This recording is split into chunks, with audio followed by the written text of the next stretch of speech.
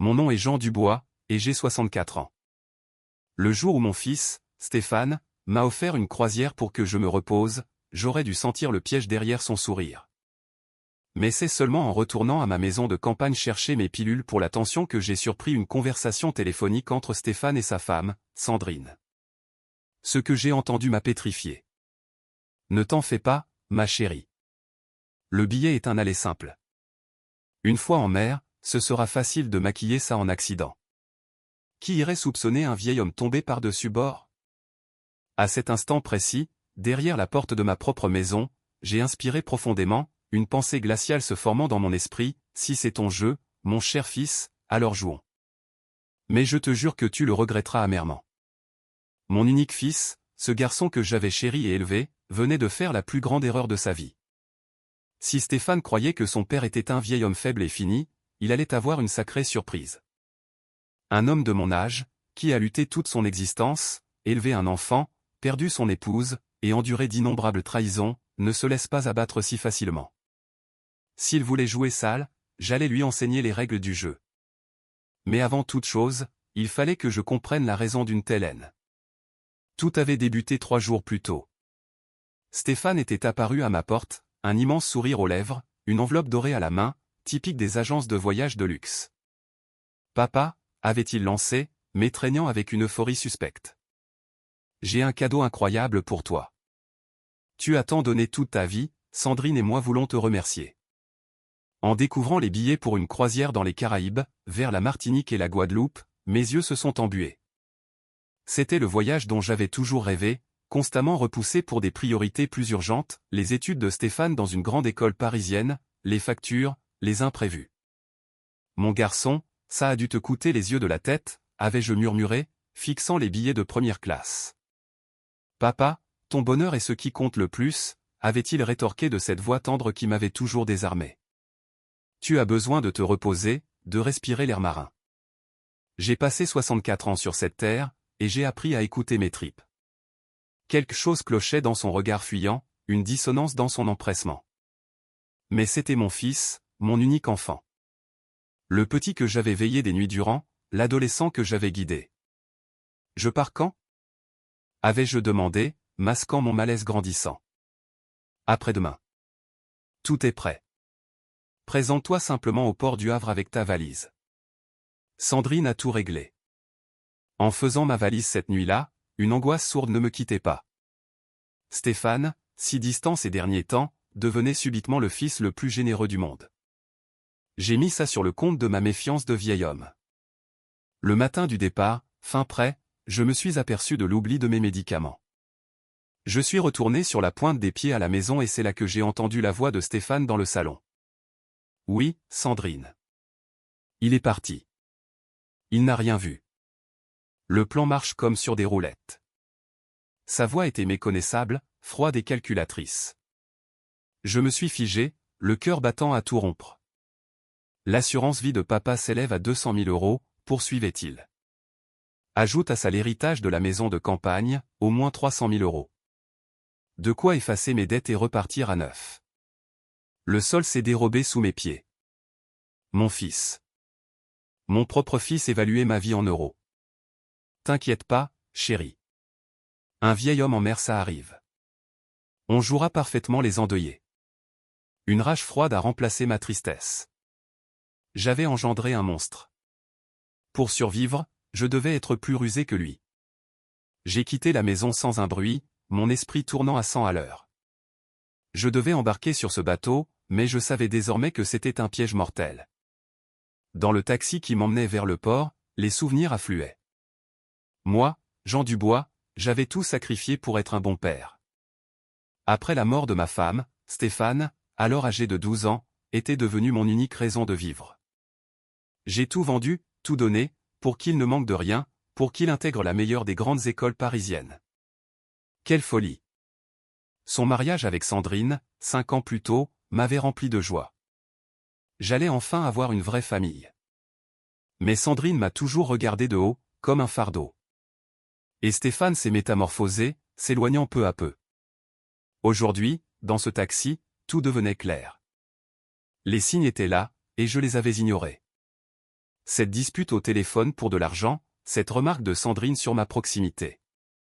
Le taxi s'est garé devant le port du Havre. L'étoile des mers, le paquebot, était un monstre d'acier et de lumière. Autour de moi, des familles joyeuses. Pour elles, 7 jours de rêve. Pour moi, d'après mon fils, un voyage sans retour. Mais un sourire s'est esquissé sur mon visage. Stéphane avait fait une erreur monumentale, il m'avait sous-estimé. Il ignorait que derrière ma façade de vieil homme soumis se cachait un observateur aguerri. L'employé à l'embarquement m'a gratifié d'un sourire commercial. Monsieur Dubois, première croisière? Oui, ai-je répondu, adoptant une voix chevrotante. Un cadeau de mon fils. Il dit que je dois me détendre. Quel amour de fils, a-t-elle commenté. Il doit déjà s'ennuyer de vous. Tu parles. Ma cabine, au 8e pont, était luxueuse. Un balcon privé, vue sur l'océan. Le lieu idéal pour un accident. Je me suis assis sur le lit. J'avais besoin d'un plan, d'aide et de preuves. J'ai appelé Nicolas Lefebvre, un détective privé dont j'avais gardé la carte. Détective Lefebvre. Sa voix était posée. Bonjour, c'est Jean Dubois, je me souviens de vous, monsieur Dubois. Que puis-je faire pour vous? Je dois vous engager. Mon fils veut me tuer. Un court silence. Monsieur Dubois, c'est une accusation gravissime.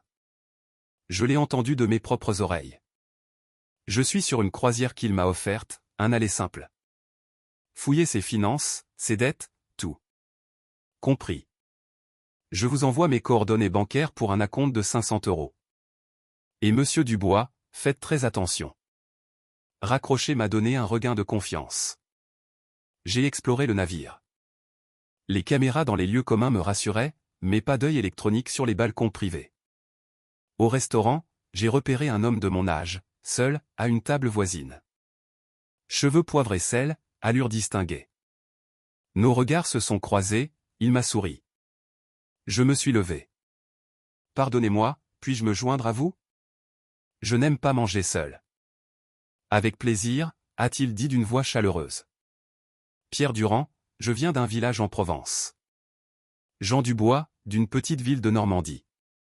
Pierre était veuf, comme moi. Lui aussi avait tout donné à ses enfants. Ce sont mes enfants qui ont insisté pour ce voyage, m'a-t-il confié. Moi aussi, ai-je dit, sentant une connexion. C'est un cadeau de mon fils Stéphane. Le regard de Pierre était perçant. Jean, a-t-il commencé, à voix basse, vous avez l'air tourmenté. J'ai choisi la prudence. C'est ma première croisière, je suis un peu impressionné. Il a acquiescé, mais ses yeux disaient qu'il n'était pas dupe. Écoutez, Jean. Si vous avez besoin de quoi que ce soit, de parler, de l'aide, ma cabine est la 1247. N'hésitez pas. À la bibliothèque du navire, j'ai envoyé un email au détective Lefebvre, creusé du côté des dettes de jeu de Stéphane. Je crois que la réponse est là. J'ai un allié à bord. À bientôt. Jean. Le soir, au dîner, Pierre est venu directement à ma table. Jean, il faut que je sois franc. Vous ne ressemblez pas à un vacancier. J'avais besoin d'un confident. Pierre, mon fils veut ma mort. J'ai 7 jours pour l'en empêcher et réunir des preuves. Son visage s'est durci, non pas de surprise, mais de compréhension. Jean, racontez-moi tout. Je lui ai tout déballé. L'héritage, l'assurance vie, la conversation surprise. Jean, a-t-il dit après un long silence. Vous êtes en danger, mais vous avez un début de plan. Je dois le piéger, obtenir des preuves irréfutables. Comment? Stéphane va m'appeler. Chaque appel est une chance de le faire avouer. J'ai besoin de votre aide pour enregistrer, pour témoigner. Vous pouvez compter sur moi. Mais Jean, et s'il avait un complice à bord? L'idée m'a glacé. J'ai une suggestion. Venez dans ma cabine pour la nuit. J'ai une suite, vous serez plus en sécurité. J'étais bouleversé par sa générosité. Le soir même, le téléphone a sonné. C'était Stéphane. Prêt? A murmuré Pierre, son propre téléphone en mode enregistrement. J'ai décroché. Allô, mon fils. Salut papa. La croisière te plaît? Sa voix était mielleuse. C'est superbe. Merci encore. De rien. Tu as fait des rencontres? Question étrange. Oui, un homme charmant, Pierre. On mange ensemble. Petite pause. C'est bien. Mais méfie-toi, on ne sait jamais sur qui on tombe. Il essayait déjà de m'isoler. Stéphane, une question me turlupine. Pourquoi ce cadeau, si soudainement? Pause. Sandrine et moi pensions que tu avais besoin de couper avec tout. Couper avec tout? Oui, papa. Se déconnecter, ça fait du bien. Pierre a gribouillé sur une serviette, billet retour. Dis, Stéphane, tu aurais une copie de mon billet de retour? Je ne trouve que l'aller. Le silence à l'autre bout du fil était éloquent. Papa, ne t'en fais pas pour ça. Profite, c'est tout. Après l'appel, Pierre a conclu, il a esquivé la question du retour. Demain, on va au bureau du navire. On doit avoir une confirmation officielle. Le lendemain matin, nous étions devant une employée, Chloé. Bonjour, je voudrais vérifier mon itinéraire. Jean Dubois, cabine 847. Elle a consulté son écran. Monsieur Dubois, je vois un billet aller simple. Mais aucun retour de prévu. C'était un coup de poing à l'estomac. Qui a payé ce voyage? Un certain Stéphane Dubois. Mon fils. Pierre a demandé, peut-il acheter un billet de retour maintenant? Oui. Il y a un vol samedi à 15 heures. Cela coûtera 750 €. Je le prends. En sortant, Pierre a dit, première preuve. Stéphane n'a jamais eu l'intention que tu reviennes.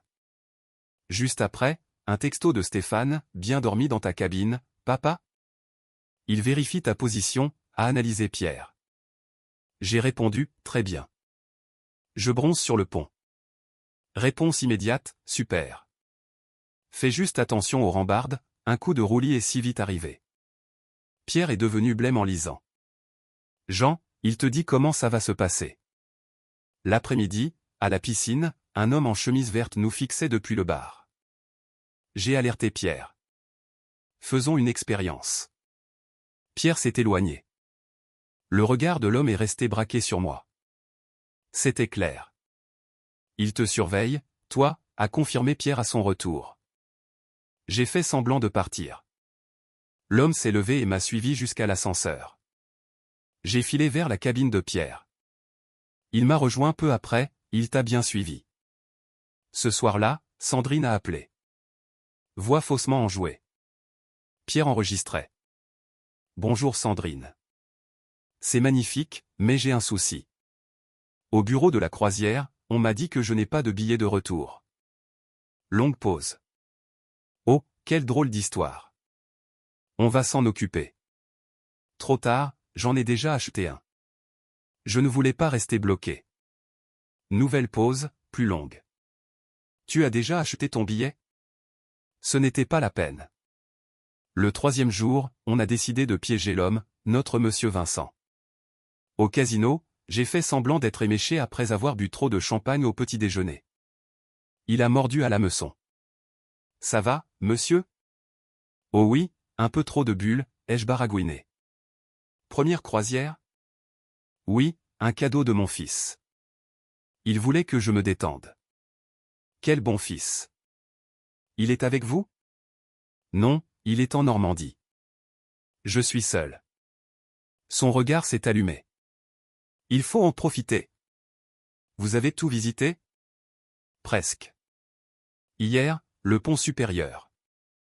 C'est beau mais ça donne le vertige. Je suis si maladroit, j'ai peur de tomber par-dessus une rambarde. Son expression a changé. Il faut être prudent, surtout la nuit, a-t-il dit, presque complice. À quel étage est votre cabine? La question attendue. Au 8e, la 847. Superbe balcon, mais je n'ose pas m'y pencher. Il a souri, un sourire de prédateur, et s'est éloigné. Pierre, qui l'a suivi, est revenu blême. Jean, Il a téléphoné. J'ai entendu, oui, au 847, balcon. Il a peur des rambardes. C'est parfait.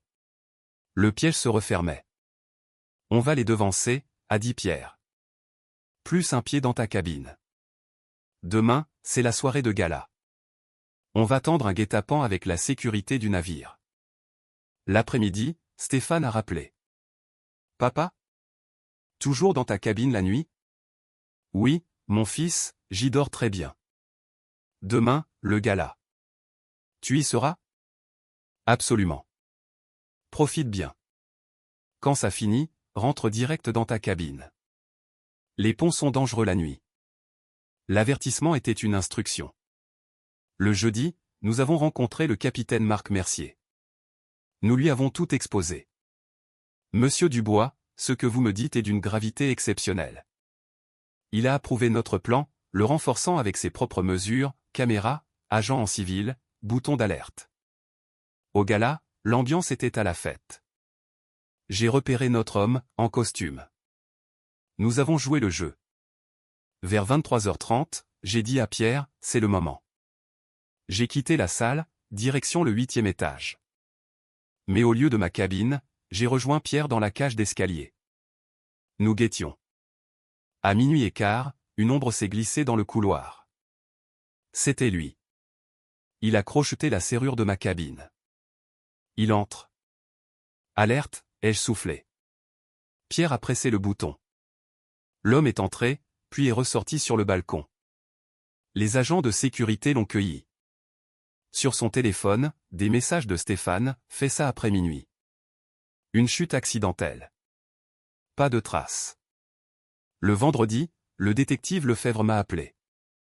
Monsieur Dubois, votre fils est criblé de dettes de jeu, plus de 200 000 €. Il a aussi contracté des prêts en imitant votre signature, avec votre maison en garantie. Sandrine est aussi dans le rouge. Votre mort était leur plan de sauvetage. J'ai appelé Stéphane. Papa. Alors, cette fête? Très bien. D'ailleurs, un homme a essayé de s'introduire dans ma cabine. Il a été arrêté. On a trouvé sur son téléphone des textos de toi, avec des instructions pour me tuer. Silence de mort. Papa, tu délires. Je délire? J'ai les enregistrements. J'ai la preuve pour le billet.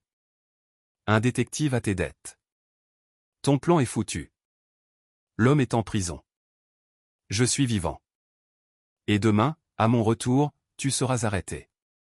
Papa, tu ne peux pas, je suis ton fils. Un monstre n'est pas un fils. Je ferai en sorte que tu passes le reste de tes jours à méditer sur ta trahison. J'ai raccroché.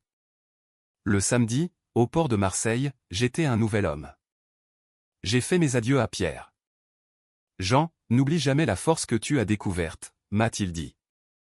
À mon retour en Normandie, le détective m'attendait. Direction le poste de police. Le commissaire Laurent Petit a été impressionné. Votre dossier est en béton, monsieur Dubois. 2 heures plus tard, le commissaire rappelait, Stéphane et Sandrine sont sous les verrous. Ils s'apprêtaient à fuir pour Toronto. Au procès, les preuves étaient accablantes. Stéphane a pris 18 ans, Sandrine 8. J'ai vendu la maison, déménagé, et commencé une nouvelle vie. Je suis devenu bénévole dans un centre d'aide pour hommes âgés abusés.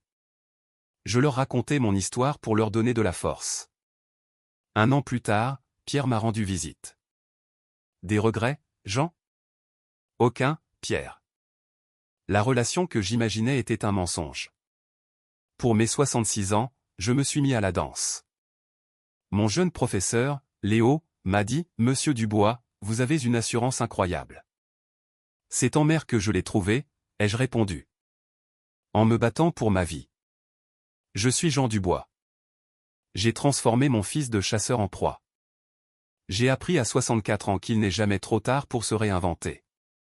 Et à tout homme qui se sent comme je me sentais, je dis, la force est en vous. Il suffit de l'utiliser. Quand un homme comme moi dit, tu vas le regretter, ce n'est pas une menace. C'est une promesse. Et Stéphane regrette. Chaque jour, pendant 18 ans, Il se souviendra d'avoir sous-estimé l'homme qui lui a donné la vie.